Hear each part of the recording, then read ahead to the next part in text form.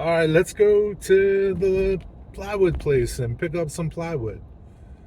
I got 7 sheets in total, 4 3/4, 4x8, Baltic birch, 13 plies, and 3 sheets of 1/8 inch masonite hardboard. Let's go pick it up. We'll take a peek into the warehouse and just see what it looks like in there. I can't walk around. Big place. They don't like you walking around. Let's go. Pack it up. All different MDF, melamine, plywood, veneered, everything, all kinds. Building goes back that way, this way, and I think there's a corner back in there that the building gets bigger. So the building from here all the way down, and there's a little part in the back too. It's a big building. I don't know how big it is, but they got a lot of plywood in here, all different kinds. 13 void or 13 plies. That's what we got going on here. It's beautiful stuff, man. No voids, 0 voids. And see how it's all flat laid. Instead, sometimes they use scraps and overlay. This is all flat, sheet after sheet after sheet, different directions. It's awesome stuff.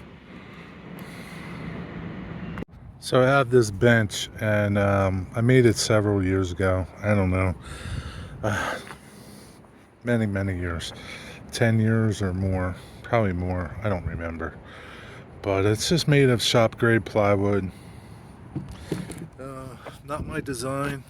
I got it from somebody else, but I had to figure it out.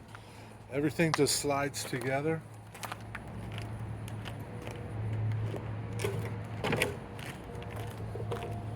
With these, like, I don't know, lap joints.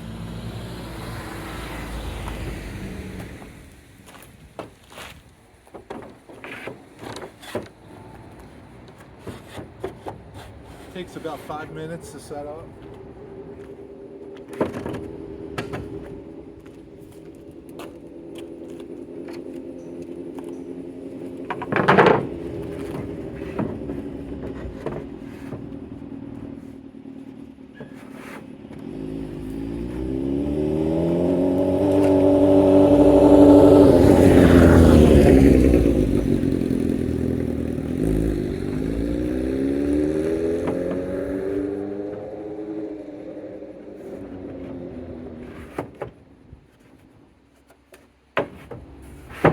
I just wax all the parts, and just with some furniture wax, and that keeps them sliding really easy. And that's pretty much it.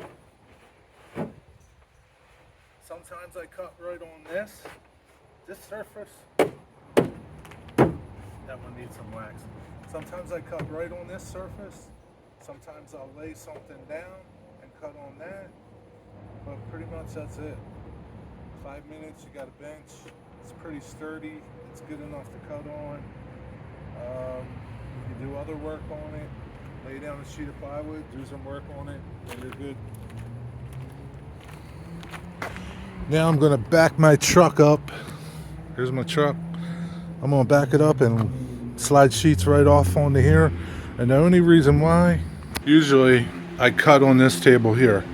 This table has, you'll see, I'll show you later, little wings that fold out. I put down a piece of rigid foam. This is a material cart here. That table folds down. I can go out to my truck, put a sheet on it, bring it in here, flip it, slide it right onto my table, and then I cut right in here. But you see, still waiting for this guy to pick this table up. Let's go cut some plywood.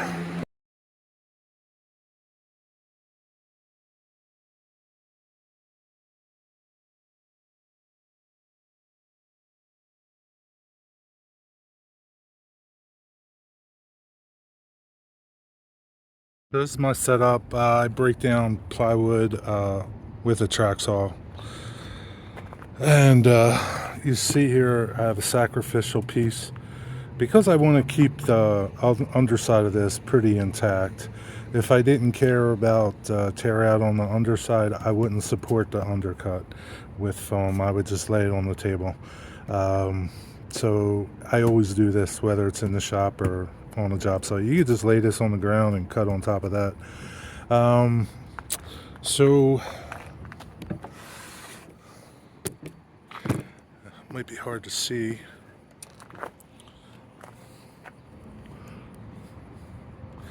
The X, see that? That X is my waist side. I always measure and put my track. There's a line right there, and I mark my waist, and I always cut to the right. You know, my waist is on the next piece because I want my measurement to be here accurate. I wouldn't cut it the other way because then this would wind up short. Always cut on your waist side. Have your waist to your right. And that's pretty much it, man. I guess I'll leave it run. Usually if I'm running this in the shop, I have it on dust collection. Out here, I don't care. Let's leave it. Let's see what this looks like. It's going to be noisy, but that's how it is. Always start your saw back off your work. Plunge it.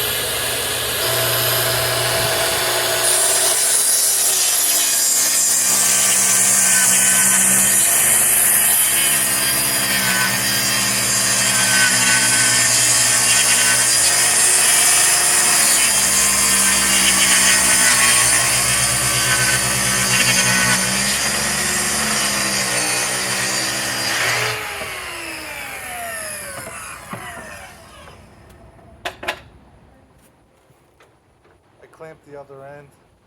The track doesn't usually move, but on a long piece I like to clamp it.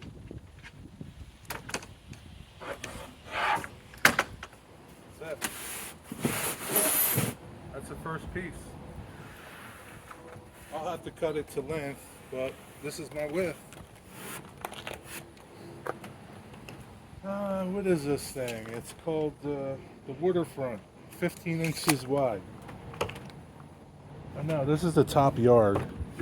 Here's your top yard, Heath. Looks pretty good, doesn't it? I think so. Let's go.